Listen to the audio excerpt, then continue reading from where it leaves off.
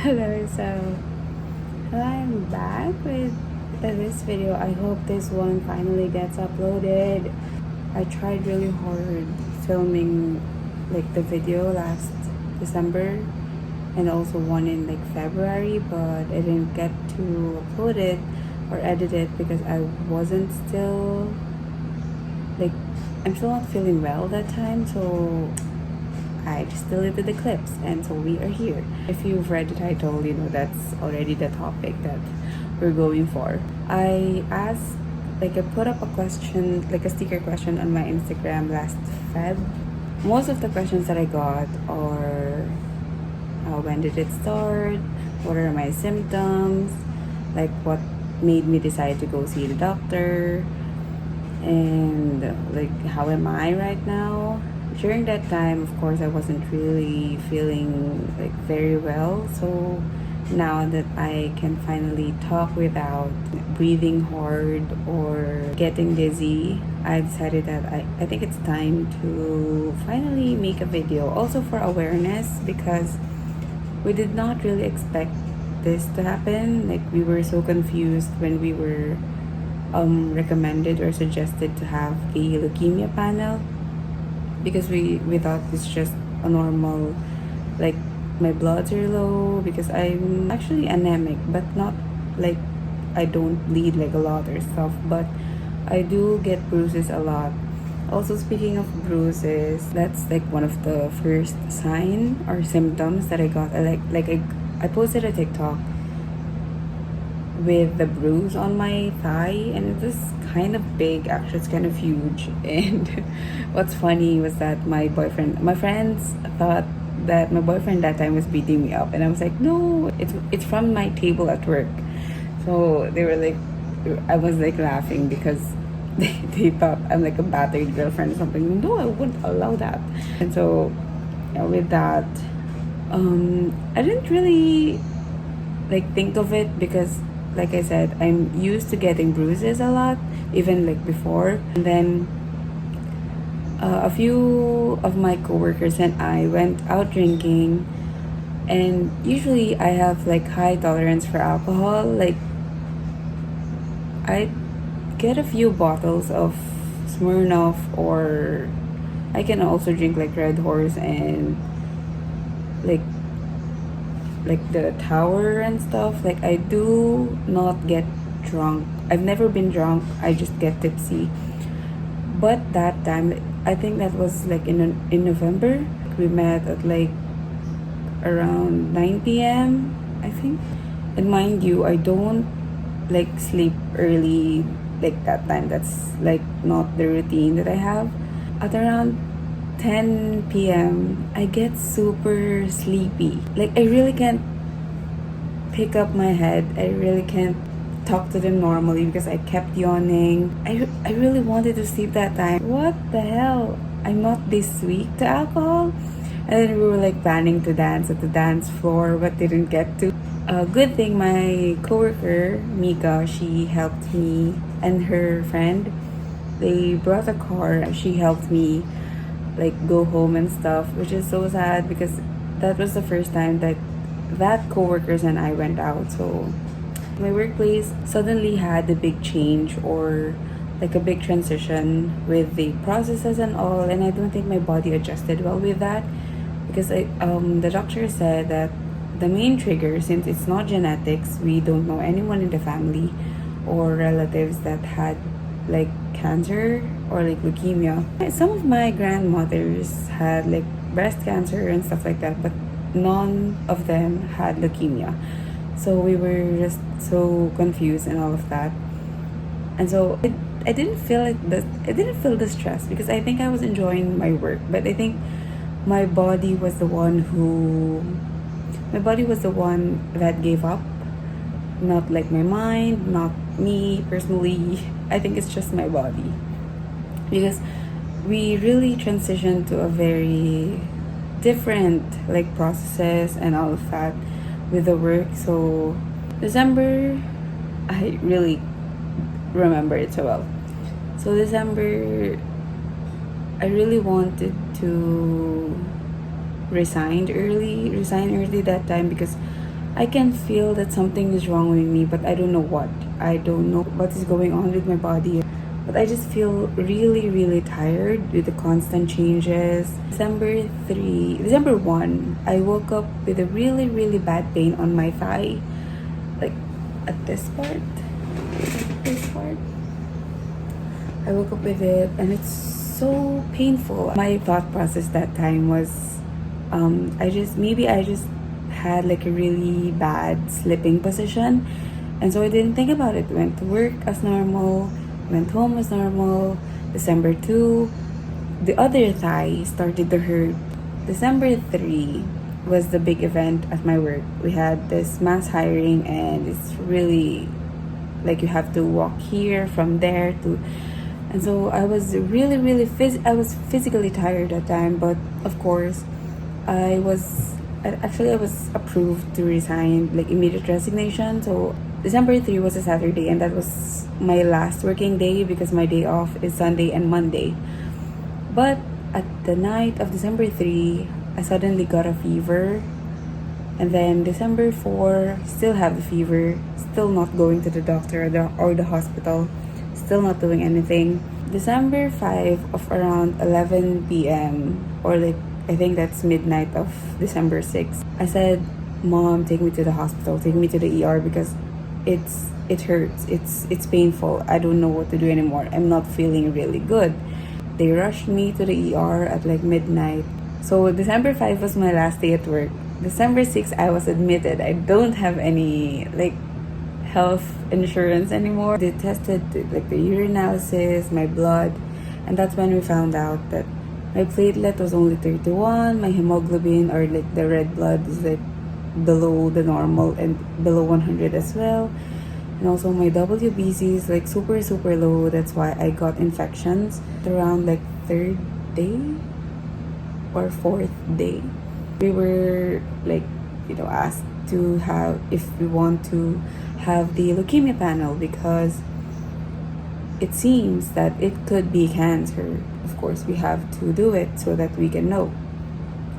And so on my 5th day of being admitted to the hospital, we requested that we wanted to go home because I was feeling okay this time.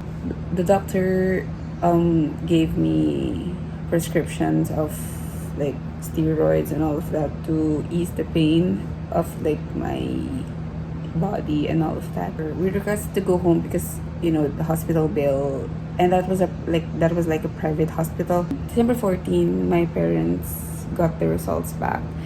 We can read it. It said like 50%, 53 or 58% leukemia, and then it's acute lymphoblastic leukemia, so it's ALL. I don't know what to think about it at that time. December 23, the doctor was like, "I don't need to read this anymore. You've read it. You've seen it. It's cancer." It's like everyone has cancer switches in our body, and people who get cancer gets their switch turned on, and then the body couldn't turn it off. That's why it gets worse. I felt really bad thinking like, why me? Why was it me? Like I didn't even do anything. But I really can't like kept on thinking that way because everything happens for a reason, and I believe in that saying a lot. I really cried at the doctor's clinic because I can't do anything about it anymore. It's like it's in me. It's me. I have this thing. It's in me. The complications started. Like my body got worse. My body pains got worse. I was admitted right after Christmas, December 26th. I said, "Mom, I can't take it anymore. Take me to the hospital again." And then I needed blood transfusions, but the hospital did not have any or couldn't buy anything because that first hospital that I was like admitted to, they don't have a blood bank, so we had to transfer to another hospital with blood bank, and which is my hospital now, which is a private hospital, which is a public hospital. So it's also hard because when you're in the emergency room, you have to wait for like 1 to 3 days max, and I just can't be in a normal room or like in a normal ward because my immune system is super low. And so if ever I'm in a room with someone who has like colds or other complications or infections, I might get infected as well, which is not like a big no-no for like us cancer patients. We have to wait at the emergency room, and the emergency room is actually really scary as well because there's like a lot of people because it's a regional public like hospital, but we have to endure that. Like I had mouth sores, I had like I don't know what they call it, like pus in my throat, my stomach's already bleeding. There were like so much complications. That's why I lost weight. My lowest weight was 52 kilograms, but I'm gaining now, and I think I'm on the 59 to 60 kilograms, which took me like maybe 6 months as well to regain. But before I was diagnosed, I was into like 72 kilos. Like I lost like 20 kilos in total. But now I think my body is adjusting well to the chemo meds.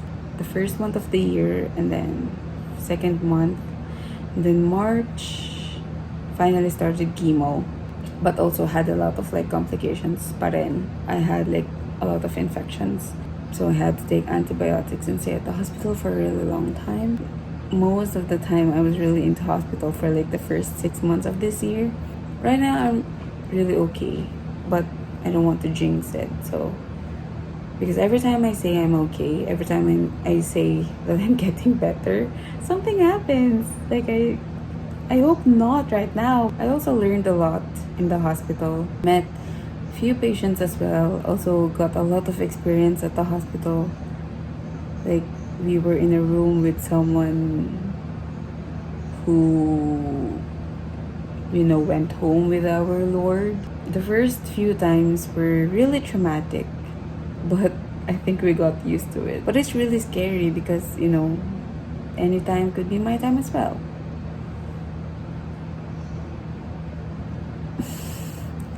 I'm not going to cry in the video.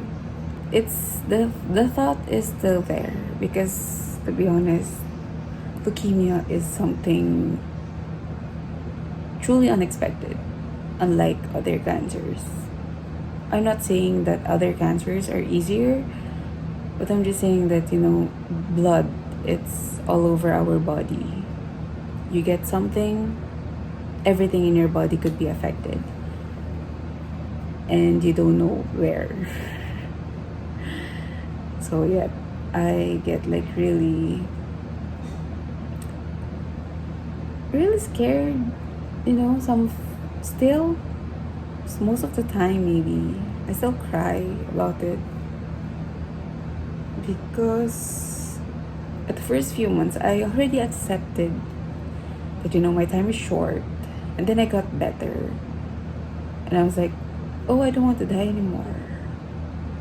But whenever, like, I bleed, leukemia is hard for, like, women because we get menstruation, we get their period, and that's already bleeding.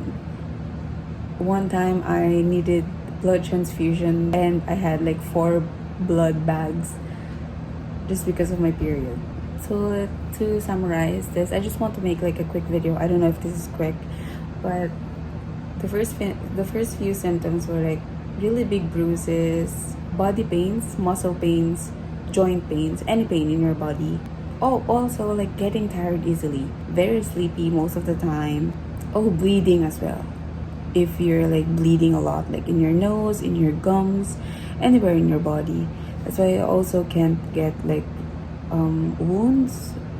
Like sometimes I can't even clean my nails properly because I'm scared I will bleed out. I really do suggest you get your semi-annual or annual physical checkup, blood tests, urinalysis for infections, x-ray, ultrasound. I really do learn a lot with this experience, with what's happening. I think I also have a very good environment. Like my family supports me in every way they can. Also my wigs. Yeah, that's me going bald. I was excited actually when my dad cut my hair because I wanted to see myself bald. But if I didn't get cancer, I probably wouldn't do it.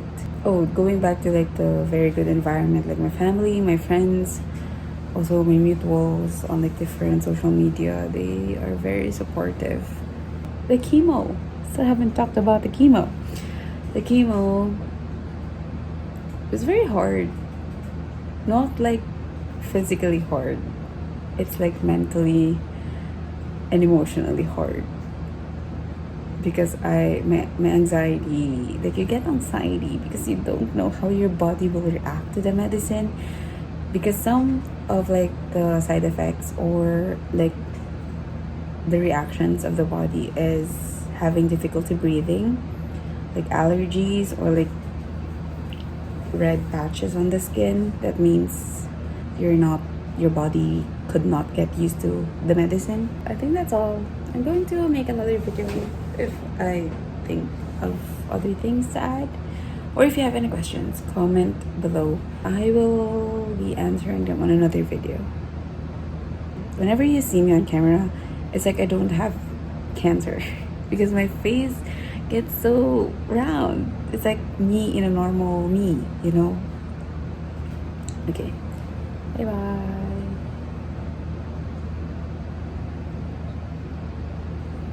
Bye.